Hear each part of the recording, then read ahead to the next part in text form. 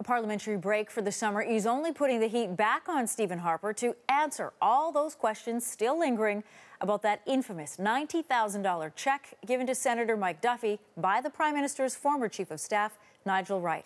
Well, today the Prime Minister's office had yet another version of the story. Our senior correspondent, Terry Milewski, has those details tonight. Terry. Well, Anne-Marie, last week's RCMP affidavit has caused a serious credibility problem for the Prime Minister, and his staff are having trouble keeping their story straight. Today, the PMO reversed itself on the key question of who knew what. As I have said repeatedly... For weeks, Stephen Harper insisted that the only person with prior knowledge of the plan to bail out Senator Mike Duffy was Nigel Wright, then Chief of Staff, who used his own money and kept his plan to himself.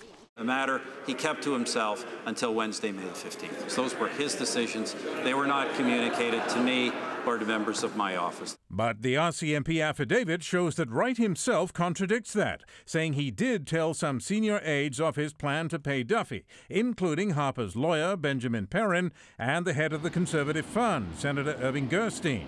The opposition says it's hard to believe that Harper himself knew nothing. Are we to believe that they all just got quiet when he walked in the office?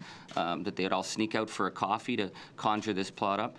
If all that's true, then what's he going to do about it? So far, only Perrin, the lawyer, has denied having prior knowledge. But for a while, it seemed that another aide denied it too. Now, that other aide is the PMO's Issues Management Director, Chris Woodcock. Now, yesterday, Harper's spokesman, Andrew McDougall, said that Woodcock denies having any prior knowledge of the payment.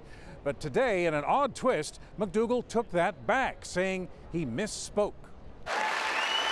On Saturday at the Calgary Stampede, Harper himself did little to explain why his own answers turned out to be wrong. When I answered questions about this in the House of Commons, I answered questions to the best of my knowledge. And, you know, what's in the affidavit is the extent of what we know. Harper insisted, though, that the payment was Nigel Wright's idea.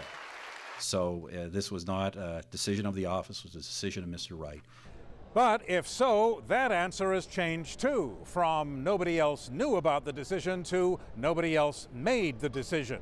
So the nobody knew line has been dumped. And as for how many people in the PMO knew, Harper did not answer that. Anne-Marie. Thank you, Terry.